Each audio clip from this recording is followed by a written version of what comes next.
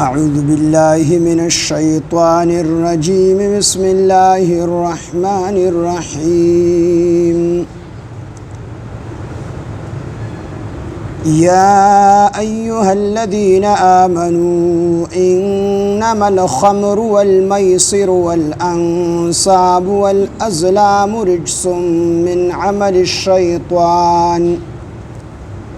رجس من عمل الشيطان فاجتنبوه لعلكم تفلحون إنما يريد الشيطان أن يوقع بينكم العداوة والبغضاء في الخمر والميسر ويصدكم عن ذكر الله وعن الصلاة فهل أنتم منتهون وأطيعوا الله وأطيعوا الرسول واحذروا فإن توليتم فاعلموا أنما على رسولنا البلاغ المبين صدق الله العظيم رب اشرح لي صدري ويسر لي أمري واحلل عقدة من لساني يفقه قولي رب زدني علما سبحانك لا علم لنا إلا ما علمتنا إنك أنت العليم الحكيم سورة مائدہ سپارہ آیات نمبر 90 یا ایہا الذین آمنوا انما الخمر والمیسر والانصاب والازلام رجس من عمل الشیطان دې آیاتونو مخکې الله جل جلاله د هغې څیزونو ذکر وکړو چې هغه الله حلال کړي وو او خلکو په ځان باندې حلال څیزونه حرام کړي نو د هغې خبرې ممانعت راغی چې تاسو کوم څیزونه الله حلال کړي دي نو هغه په ځان باندې مه حراموئ هغه حرام مه ګڼئ اوس دلته کې الله جل شانه د دې خبرې ممانعت وکړو چې کوم څیزونه حرام دي او حرام څیزونه یو انسان استعمالي نو د دې ممانعت دی وکړو چې د حرام څیزونه ستاسو دپاره حرام دي د دنیا او د آخرت دپاره د تاوان ذریعه او سبب دی لہذا د حرام څیزونه مه استعمالوئ نو دلته کې په حرامو څیزونو کې د ټولو نه ډومبې د شرابو حکم دی چې شرابو ممانعت راغلی دی چې شراب مه څښئ شراب د ابتدای اسلام کې حرام شوی لا نه و خو دا څیز بد و بعض د صحابه کرام رضوان الله علیهم اجمعین دي چې هغوی نه د جاهلیت په دور کې شراب څښلي دي او نه بیا چې کله ایمان راوړی دی نو بیا خواړو څښلي دي اگر چې بعضې صحابو د جاهلیت په دور کې یا په ابتدا د اسلام کې شراب څښلي دي چې د شرابو د حرمت او د حرام کېدو حکم لا نه راغلی خو الله جل شانه حکیم ذات دی او د شرابو د حرمت دی په دمه دمه باندې کړی دی یک دمې په صحابو باندې شراب نه دی منع کړی لکه مونږ او تاسو ګورو چې د کوم څیز یو انسان عادت وي نو دا عادت نه اوړېدل دا ډېر ګران کار دی خلک وي هوښیارانو متل دی چې کو تا ته چا ووي چې غر د یو ځای نه بل ځای ته تللی دی وي دا ومنه او کو تا ته چا ووي چې یو سړي عادت چې کوم دی پرېښی دی عادت یې بدل شوی دی وي دا خبره مو منه نو عادت پرېښودل دا ډېر ګران کار دی مونږ پښتانه د چای عادت یو نو چای پرېښودل دا مونږ ته ډېر ګران کار ښکاري بعضې د نسوارو عادت یي د نسوار پرېښودل دا ډېر ګران کار دی بعضو د سګرټو عادت یي دا ډېر ولې دا عادت وي د ماشوم د مور د سینې د پیو عادت وي نو د مور د سینې نه چې شوکي نو څومره ګران کار دی او خو ماشوم یې پوهېږي نو په دې وجه باندې مور په زور باندې وشوکي او څه په طریقه د لاسه سره چې کوم دی هغه منع شي خو بیا هم ډېر ګران کار دی نو هر عادت پرېښودل دا ډېر ګران کار دی نو شراب چونکې د جاهلیت د دور نه را روانو او خلک پې عادتو لکه څنګه چې موږ شربت اسکو بوتل اسکو دک شان پې خلک عادتو نو یکدم شراب پرېښودل دا ډېر ګران کارو نو الله جل شانه یکدم منع نه کړل بلکې صحابو تپوس وکړو سورې بقره کې تېر شوي دي چې یسألونک عن الخمر والمیسر قل فیهما اثم کبیر او الله رب العزت ورته جواب ورکو صحابو تپوس وکړو چې یسألونک عن الخمر والمیسر دی تپوس کوي د تا نه د شراب او د جوارۍ په باره کې قل فیهما اثم کبیر نو الله فرمایي چې په دې کې ډېر لوی چې کوم دی ګناهونه دي ډېر لوی نقصانات دي پکې او سلیږي غونډه کې پیدا بګیم دي خو وروستو سره الله فرمایل چې د دې دا نقصانات ته پیدونه ډیر زیات دي. نو بعض صحابه په هغه ټیم کې چې کوم دي د شرابونه لاس وینځل شراب یې پرېښودل، خو بیا هم مکمل ممانعت لا نه راغلی، صرف اشاره ورکړه چې دا شراب په آینده زمانه کې حرام کېدو والے دي. د دې وجه حضرت عمر رضی الله عنه فرمایل چې الله زمونږ دپاره کافي او شافي بیان وفرمایا، یعنی داسې خبره وفرمایا چې بس دا حرام دي چې مونږ یې پرېږدو، کافي او شافي بیان الله زمونږ دپاره وفرمایا. د دې نه وروستو بیا صحابه کرامو کې چا دعوت کړی وو، نور صحابه کرام ورله لاړل او په هغې کې چې کوم دی هغې خوراک او څښاک وکړو، وروسته پسې بیا شراب وڅښل. بیا پکې یو د ماښام جمعې ته ورمخکې شو، چې کله جمعې ته ورمخکې شو نو قل یا ایها الکافرون صورت شروع نو لا اعبد ما تعبدون، صورت کې چې زه عبادت نه کوم د هغه څه د هغې بوتانو چې تاسو یې عبادت کوئ. نو د دې په ځای باندې وي قل یا ایها الکافرون لا اعبد ما تعبدون، نو د دې په ځای باندې وي اعبد ما تعبدون، زه عبادت کوم د هغې بوتانو چې تاسو یې کوئ د نشې په حالت کې. نو الله جل شانه دویم حکم راولېږو چې یا ایها الذین آمنوا لا تقربوا الصلاة وانتم سکارى، تاسو مونځ ته مه نږدې کېږئ په دې حالت کې چې تاسو په نشه کې. نو د نشې په حالت کې تاسو مونځ ته مه ور نږدې کېږئ. نو باید صحابه کرامو دا سوچ وکړو چې دا نشه او دا شراب دا خو د مونځ نه منع کوونکي څیز دی، د دې وجې نه ډېر صحابه کرامو په دغې باندې دغه نشه چې کوم دی پرېښودله. بیا هم حضرت عمر رضی الله عنه راولګېد او بیا الله نه سوال وکړو چې الله پاک زموږ دپاره شافي او کافي بیان وفرمایا. مکمل طور شراب حرام نشو، خو دومره حرام شو چې تاسو کله شراب اوسکئ نو فوراً پسې مونځ مه کوئ، چې کله درنه نشه لاړه شي نو بیا مونځ کوئ. نو بعض صحابو هغې ذهن ته دا خبره راغله چې دا شراب خو د مونځ نه منع کوونکي څیز دی، لہذا دا ښه څیز نه دی نو هغې پرېښودو، خو بیا هم ټولو صحابو نه و پرېښي. نو په درېیمه پیره باندې الله جل شانه دا آیات نازل کو یا ایها الذین آمنوا انما الخمر والمیسر والانصاب والازلام رجس من عمل الشیطان، الله وی دا ګندګي دا د شیطان عمل دی، فجتنبوه تاسو منع شئ د دې.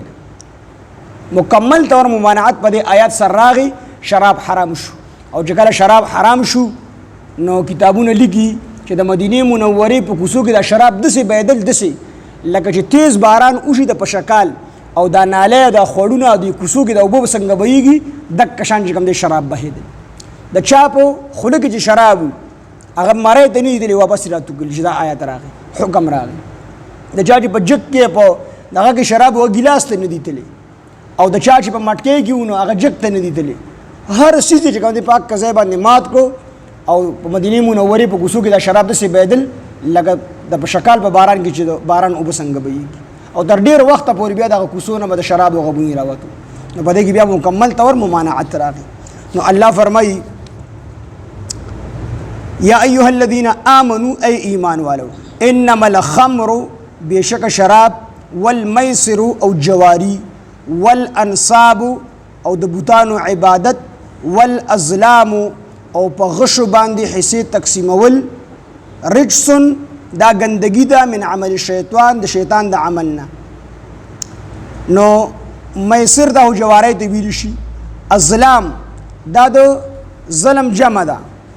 ظلم واحد دی او ازلام دا جمع ده. دا هغې غشو ته ویل شي په کومو غشو باندې چې تقسیم کیږي. اصل کې عربو کې به دا رواج و چې په لس کسه باندې به اوښ واغست،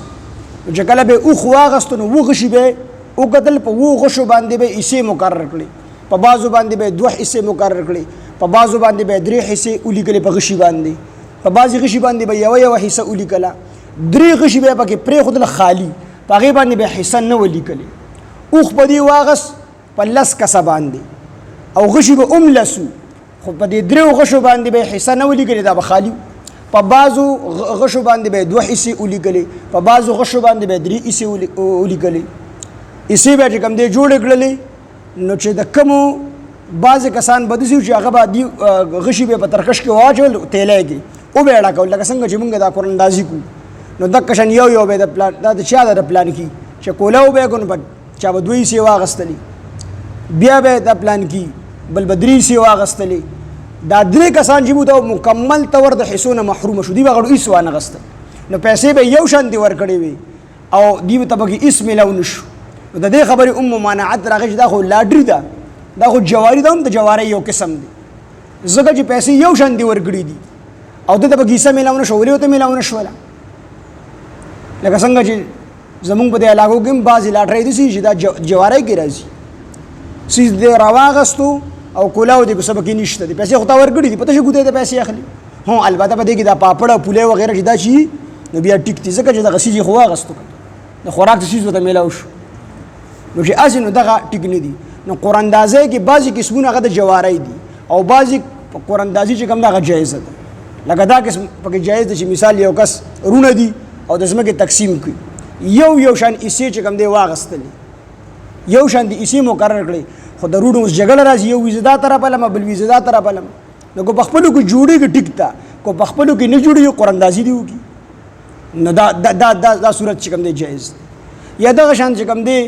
یو څیز ډېر کسان اخیستل غواړي مثال په طور یو ځای دی او د هغې دپاره یا د حج دپاره به والو حج دپاره 1,00,000 کسان حکومت الي چې 1,00,000 کسان به د پاکستان نه حج لځي او درخواستونه چې کوم دی 1,500,000 جمع کړي دي نو ټول خو نشي تللی نو د دې دپاره چې کوم دی قراندازي وکړي نو دا جایزه ده په شرط دی چې حصې دې کې دا څیز ولې ناجایزه دی چې دې کې پیسې یو شان دي ورګړي په دې اوښ اخیستلو کې او حصه ورته نه میلاویږي او بعضو ته حصه میلو شي او کمو ته میلو شي نو دا صورت چې کوم دی دا ناجایز دی نو د دې وجې نه الله جل شانه وفرمایل چې دا من عمل الشیطان دا چې کوم دی د شیطان عمل دی انصاب د نصب جمع ده او نصب هغه څیز ته ویلی شي چې هغه د عبادت لپاره ودرولی شي یعنی د الله نه علاوه چې د کوم څیز عبادت کېږي هغې ته چې کوم دی انصاب ویلی شي بوتان دې هم مراد کېدلی شي او سړی د نور عبادت کېږي دا دې هم مراد کېدلی شي خو د کوم څیز چې د عبادت لپاره ودرولی شي هغې ته نصب ویلی شي او انصاب چې کوم دی جمع ده دلته کې الله جل شانه د خمر او د میسر او د ازلام سره د بوتانو د عبادت ته خبره ولې وکړله دې کې دې طرف ته اشاره ده چې څنګه بت پرستی د غیر الله عبادت لوی جرم دی دک شان دی دا خمر یعنی شراب سکل جواری کول او دغه رنګ د ازلام په غشو باندې تقسیم کول دا هم دک شان دی لوی جرمونه د دې وجه حدیث مبارک کې راځي نبی علیه السلام فرمایي چې شارب الخمر كعابد الوثن د شراب سکون کې داسې دی لکه د بوتانو عبادت کوونکی او بل حدیث مبارک کې راځي چې شارب الخمر كعابد اللات والعزى د شراب سکون کې داسې دی لکه دی چې لکه د لات او د عزا عبادت کوونکی نو څنګه چې دغه ګناه کبیره دی لوی ګناهونه دي نو دک شان څنګه چې دا بت پرستی لوی ګناه دی نو دک شان دی دا لوی ګناهونه دي د دې وجه نه الله حکم کوي چې فجتنبوه ته دینه منش یا ایها الذین آمنوا ای ایمان والو انما الخمر والمیسر بشکا شراب والمیسر او جواری والانصاب او بت پرستی د بوتانو عبادت والازلام او په غشو باندې حصے تقسیمول رجسن دا گندگی دا سلور والا قسم یاد کړئ دا گندگی دا من عمل الشیطان دا شیطان دا عمل ندی دا عملونه د شیطان عملونه دي فجتنبوه تاسو من شي د دینا لعلکم تفلحون د پارادیش تاسو پورا کامیاب شي لعلکم د پارادیش تاسو تفلحون کامیاب شي یعنی تاسو د دنیا او د آخرت کامیابی د دې سيزونو نه په من کېدلو کې ده چې تاسو د دې سيزونو نه من شي تاسو به کامیاب شي او د دین نه من کېږي تاسو کامیابی دي نشي رسول الله فرمایي انما یرید الشیطان بشک غواړي شیطان اراده کوي شیطان ایوقع دا چې واچوي بینکم العداوه په مابین ستاسو کې عداوت دشمنی والبغضاء او بغض او کینه فی الخمر په ذریعه د شراب سره والمیسر او په ذریعه د جواری سره نو دا دوه شیزونه چې دي د دې په وجه باندې شیطان د مسلمانانو په زړونو کې بغض او حسد او کینه او دشمنی ور اچي څنګه لکه کم کسان چې شراب سکي شراب په د باندې معمولی غوندې خبره بدلږي نو کوم معمولی غوندې خبره بده وکړه نو په دې خو په شراب په نشه کې دي ان شاء الله به سر مات کړي لوی نقصان به دي جوړ شي نو د یو بل سره دشمنی جوړ شي او دغه رنګ دا میسر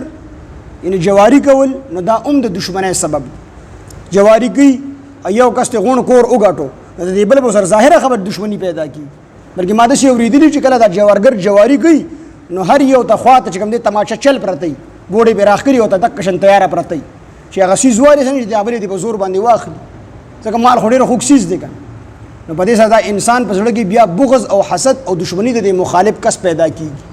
نو د دې وجې نه الله فرمایي چې انما یرید الشیطان بېشکه اراده کوي شیطان غواړي دا شیطان ایوقع دا چې واچوي بینکم العداوه په مابین ستاسو کې دشمني والبغضاء او بغض او کینه فی الخمر د شرابو په ذریعې سره والمیسر او د جوارې په ذریعې سره. ډېر جوارګر دي چې خپل خپل کورونه پکې بایللي دي، ګاډي پکې بایللي دي، ځمکې پکې بایللي دي، نو خامخا د مخالف سره بیا دشمني پیدا کی. او د شرابو په نشه کې ظاهره خبره ده، کو ته معمولی غونډه کې تیزه خبره چا وکړله نو بس د بیا راګرځولي، نو دا هم د دشمنۍ سبب جوړیږي. ويصدکم او دا شیطان منګي تاسو لرا عن ذکر الله د الله د ذکر نه، وعن الصلاه او د منځ. نو د دک سيزونو په ذریعہ باندې د دنیا خرابې پکې دي چې د انسانانو په زړه کې بغض او حسد او کینه او دشمنی پیدا کوي، او اخروی نقصانات او بیماری پکې دي چې د دې په وجه باندې انسانان او مسلمانان دا چې کوم دي د مونږ نه او د الله د ذکر نه منکي. کم کسان چې جواری کې او د مونږ ټیم شیندي جواری بیا پریدي خو مونږ سپسې پریدي تاش مونږ کو صرف زړه په مشغول مړه مونږ خو پیسې نه اخلو، نو ته خو په پیسې نه اخلې دلته د مونږ ټیم شو نو ته بیا تاش نه پریدي، ته بیا کریم بورډ نه پریدي، بیا خامخا په دغه کې مشغولې مونږ نه پاتې کېږي. نو د شیطان د دې په سيزونو په وجه باندې په زړونو کې دشمنی مور اچي او د کشان دی په زړونو کې بغض او حسد پیدا کوي، او د دې سيزونو په ذریعہ باندې د الله د ذکر نوم خلق منع کوي. چې سړی تاش کې دی د الله ذکر نشي کولی، سړی کریم بورډ کې دی بیا د الله ذکر نشي کولی. ويصدکم او دا شیطان منګي تاسو لرا عن ذکر الله د الله د ذکرنا، وعن الصلاه او د منځنا، فهل انتم منتهون نو آیا تاسو وسهم منکیدونکي نه چې دا دومره لوی ګناونه در باندې کوي، نو آیا تاسو وسهم د دې سيزونو منکیدونکي؟ مطلب دا چې دې سيزونو نه منش. اطیع الله تاسو اطاعت وکړئ د الله، حکم ومنئ د الله، واطیع الرسول او تاسو حکم ومنئ د رسول، واحذروا تاسو ځان وساتئ د الله او د الله د رسول صلی الله علیه وسلم د مخالفت نه ځان وساتئ. فإن تولیتم بیا کو چې تاسو مخ واړو یعنی د دې مخالفت مو وکړو، فاعلموا نو پوه شئ چې انما على رسولنا البلاغ المبین، بېشکه علی رسولنا زمون پر رسول باندې البلاغ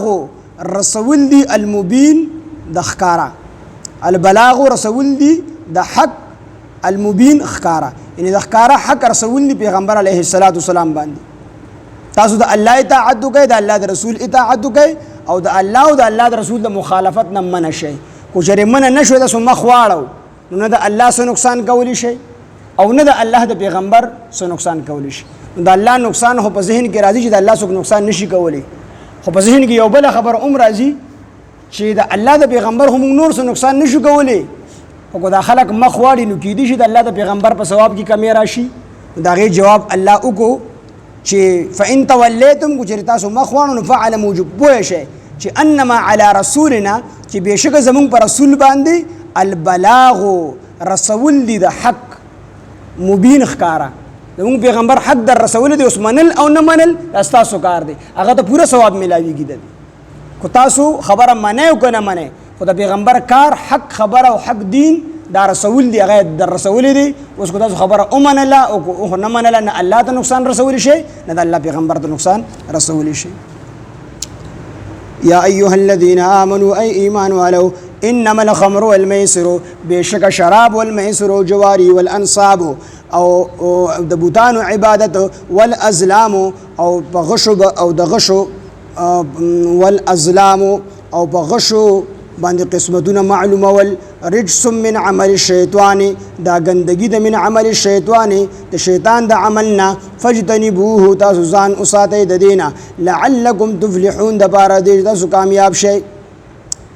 انما یرید الشیطان بېشکه غواړي شیطان، اراده لري شیطان، ایوقع دا چې واچوي بینکم العداوه په مابین ستاسو کې دشمني، والبغضاء او بغض، فی الخمر په ذریعه د شراب سره، والمیسر او په ذریعه د جوارې سره، ویصدکم او دا شیطان منګي تاسو لرا عن ذکر الله، او ويصدکم او دا شیطان منګي تاسو لرا د دغه خمر او د میسر د دې په ذریعه سره عن ذکر الله د الله د ذکرنا وعن الصلاه او د منځنا فهل انتم منتهون نو آیات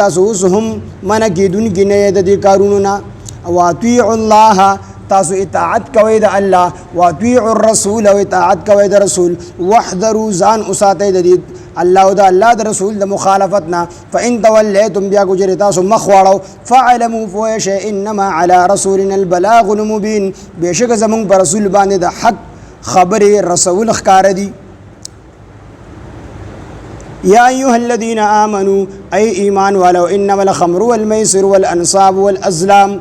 بشک شراب او جواری او د بوتانو عبادت او په غشو باندې قسمتونه معلومول رجس من عمل الشیطان دا ګندګي د من عمل الشیطان د شیطان د عملنا فجتنبوه تاسو ځان اوساتئ د دې ټولو خبرونه لعلکم تفلحون د بار دې تاسو کامیاب شئ انما يريد الشیطان بشک اراده لري شیطان ايوقع دا جواجوي بینکم العداوه ما بین تاسو کې دشمنی والبغضاء او بغض فی الخمر والمیسر شراب په ذریعه سره والمیسر او د جواری په ذریعه سره ويصدکم او تاسو منکی دا شیطان تاسو منکی د دې سيزونو په ذریعہ باندې عن ذکر الله د الله د ذکرنا وعن الصلاه او د ملنا فهل انتم منتهون نو آیات هم منکی دن کې نه د خبرونه واطيع الله تاسو اطاعت کوئ د الله واطيع الرسول اطاعت کوئ د رسول واحذروا ځان اوساته د الله او د الله د رسول مخالفتنا فان توليتم بیا وجر تاسو مخ واړو فعلمون فوشي انما على رسولنا البلاغ المبين بشک زمون پر رسول باندې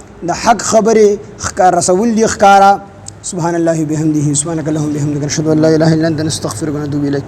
سبحان ربك رب العزه عما يصفون وسلام على المرسلين والحمد لله رب العالمين امين برحمتك يا ارحم الراحمين